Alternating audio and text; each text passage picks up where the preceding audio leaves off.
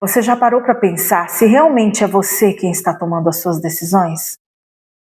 Ou será que aquilo que chamamos de livre-arbítrio não passa de uma ilusão na nossa cabeça ou de algo que nos ensinaram?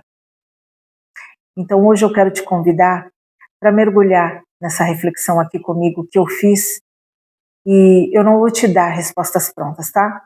Mas eu vou te mostrar, baseados sobre as leis da ciência, sobre as leis espirituais e sobre as nossas leis da vida real, trazendo um novo olhar sobre esse assunto. Caso seja o nosso primeiro contato, muito prazer, me chamo Geisa Aparecida, sou reprogramadora mental, sou especialista em vibrações e trago mensagens aqui nesse canal para você refletir como anda a sua vida e se eu posso agregar algo a ser melhorado. Eu estou sempre aqui gravando vídeos e mensagens aqui que eu trago para vocês. E de primeira, quando alguém fala que o livre-arbítrio é uma ilusão, parece uma afronta para você? É uma pergunta. Afinal, a gente cresce acreditando que está no controle da nossa vida, que podemos escolher tudo. Mas me diz uma coisa, quantas vezes você já tomou uma decisão e depois você percebeu que ela não era tão livre assim, essa decisão? Vou te dar alguns exemplos. Decisões baseadas no medo de ser rejeitada, baseados em crenças na sua infância, na sua adolescência, na necessidade de agradar familiares, pais, no medo de errar.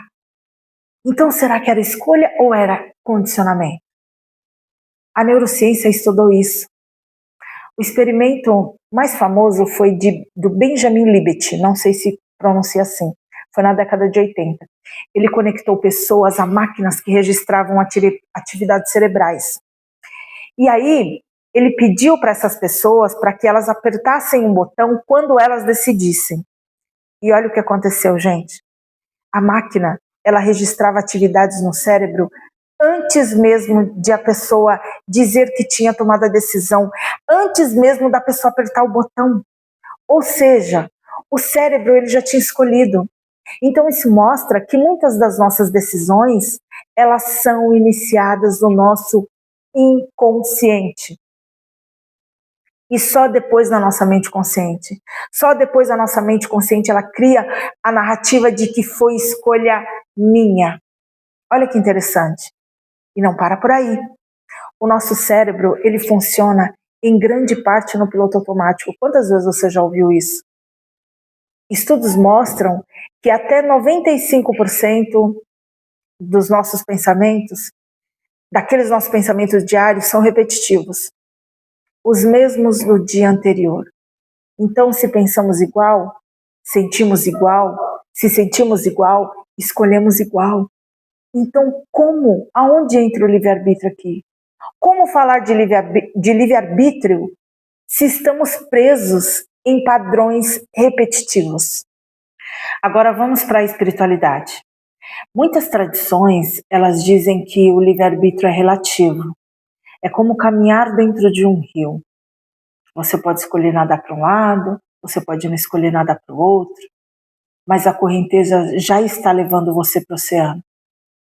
E a vida, ela tem suas leis, as suas leis universais, as suas experiências inevitáveis, aquilo que chamamos de destino, ou até mesmo aquilo que chamamos de propósito. Você pode até resistir, mas cedo ou mais tarde você vai ser levado para aprender aquilo que você precisa. Você já ouviu falar sobre isso? E que isso não é uma prisão, é na verdade um convite. Porque a questão, ela não é se você vai passar por algo, mas como que você vai passar por esse algo? Eu gosto de pensar que o livre-arbítrio não está só em escolher tudo, mas em escolher a forma como eu respondo ao que a vida está me trazendo. Como que eu enxergo? Como que eu respondo aquilo que está vindo para mim? Vamos trazer isso para situações no nosso dia a dia? Pense em alguém que desiste de um sonho porque recebeu muitas críticas. Essa pessoa, ela pode acreditar que decidiu parar porque não tinha forças ou porque não era para ela. Mas se olharmos mais fundo, a decisão não foi livre. Ela foi guiada pelo medo do julgamento, por memórias da infância, onde talvez ela já tenha sido rejeitada, por dores que ainda não foram curadas.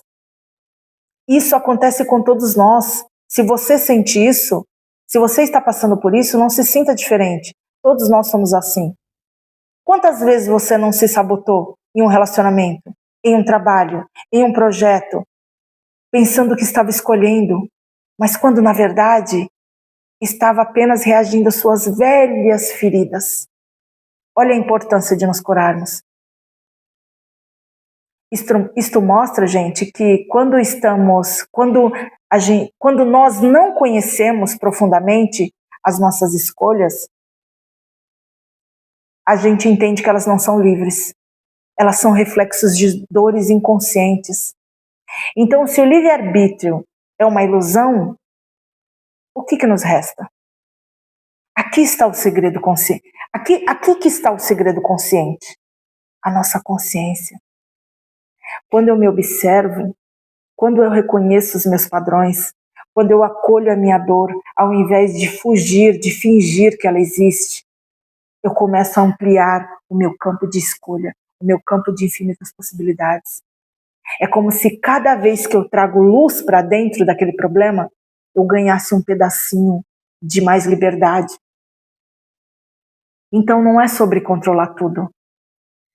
É simplesmente saber, é sobre estar presente e perceber essa escolha que eu estou fazendo, vem do medo ou vem do amor? Porque no final é isso. É só isso que importa. E quando eu escolho pelo amor,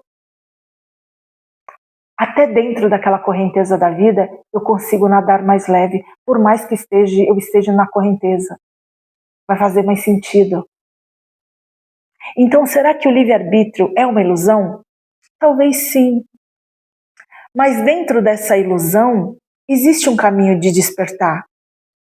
Quanto mais consciência eu trago para a minha vida, para os meus problemas, para todas as situações, mais eu consigo transformar essas minhas reações em respostas, não só impulsividade.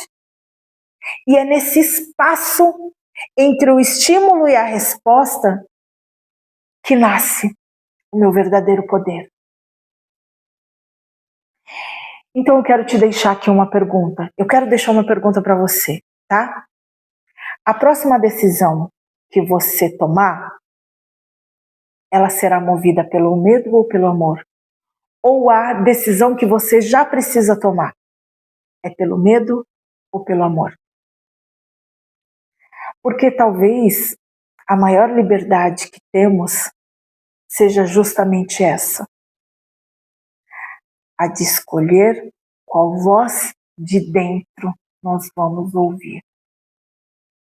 E a decisão e essa voz daqui de dentro que nós ouvirmos vai ser uma ação que a gente vai tomar. Uma decisão que a gente vai tomar. E com essa decisão a gente vai tomar uma ação. Só que essa ação, ela gera uma reação, uma consequência. Então eu preciso estar pronta. Eu preciso estar pronta e consciente de que essa escolha está sendo uma escolha por amor, não por medo. Seja qual medo for. O medo não justifica. O amor justifica. Pense nisso. Até o próximo vídeo. Tchau, tchau. Espero que tenham gostado.